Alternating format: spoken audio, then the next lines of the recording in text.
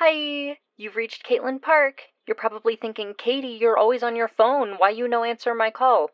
I'm busy. Call back later. Okay, bye.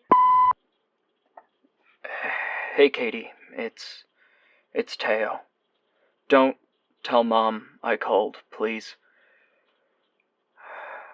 I I have to explain myself. You were young when Mom threw me out, and I'm sure she's told you all sorts of stories about why. When okay, when you were 3, I had just turned 13.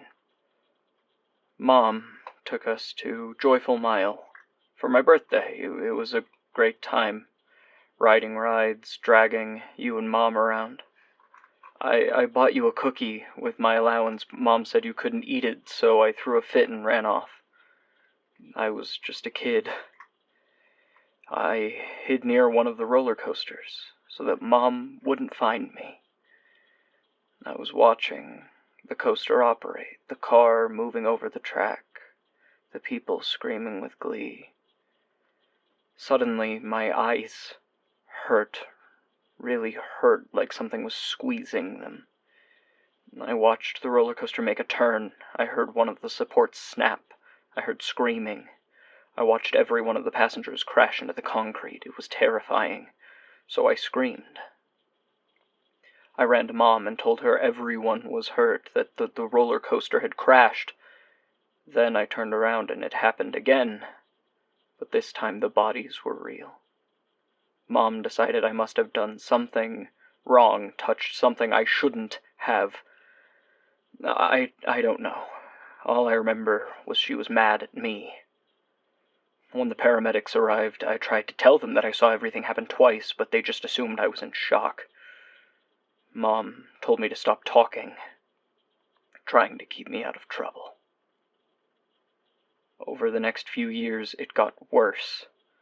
I would watch someone open their locker, blink, and then they would be there, opening it. A few moments later, I would see car accidents seconds before they happened, and have to witness the trauma again. My grades started to slip. I couldn't do a test without missing answers, feeling like I had already chosen an option. I started flinching at shadows, seeing cars pass before they were even visible. Mom sent me to a therapist, and he assumed it was drugs.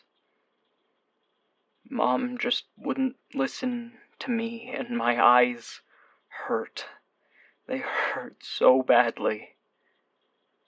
Mom's last straw was when I was 16. You were 6. You were playing on the sidewalk. I was watching you. I watched you fall. I watched a car hurl towards you. I just moved.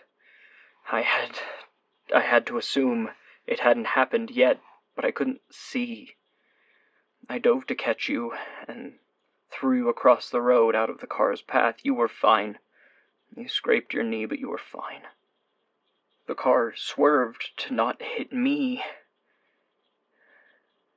It was fine. I saved you. The sight did something useful for once. But you were just a kid. You told Mom I pushed you into the street, which was true. Close enough to true for your 6-year-old brain to communicate. Mom decided I was a drug addict who tried to kill my little sister, my best friend in the world, and she kicked me out. Out on my own, the sight got worse. Homeless people get hurt all the time, and I would see everything seconds before it happened. I could barely see. My eyes hurt so badly, like a vice was constricting and trying to pop them. I tried drugs. It helped for a while, but getting to watch other addicts die twice scared me out of most drug dens. I was losing myself. It just hurt so bad. I decided to be done with it. I cut them out. I cut my eyes out, and it didn't stop. I can still see, only a few seconds ahead. If I focus really hard, I can see minutes in advance. Once I was able to see an hour into the future. I see everything in advance, which you would think would help me cross the street, but it's impossible for me to actually tell how far forward my sight is guiding me. But the pain stopped. I'm trying to find work. It's so hard to hold a conversation when people talk over themselves. So I've struggled with job interviews. I'm so overstimulated. I'm so tired, Katie. I just wanted to share my side of the story with you. I don't know why I'm like this. I don't know how to stop it, but I know I never meant to hurt you.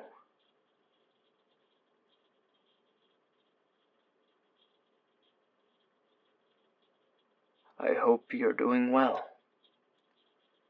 Good luck, Katie.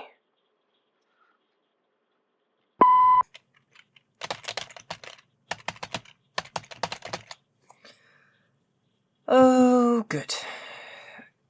Good. It's bad enough that half the calls I review for the network are about vampire hunters. It's bad enough that I have to listen to voicemails left by the victims of serial killers who are supposed to be my co-workers in some messed up way. Is this magic? Is this a comic book character come to life?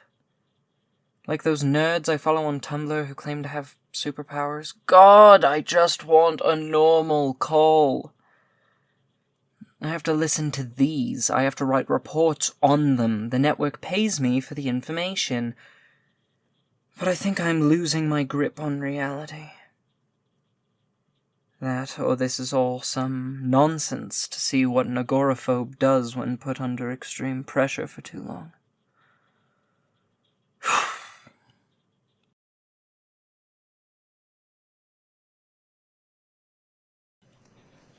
Dial Tone Terminus is an unfiction horror podcast produced by Livewire Stories that serves as a companion piece to Amity After Dark.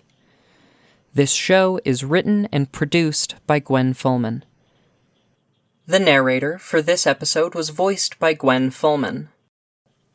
Keys was voiced by Gwen Fullman. If you enjoyed this episode and want to hear more, please consider subscribing to our Patreon at Livewire Multimedia Stories to receive episodes a week early for only $2 a month. Check out our website at livewiretabletop.wixsite.com/livewire. Subscribe to us on YouTube or join our Discord in the description below. Truly, the best way you can support us is to show this episode to a friend. Thank you.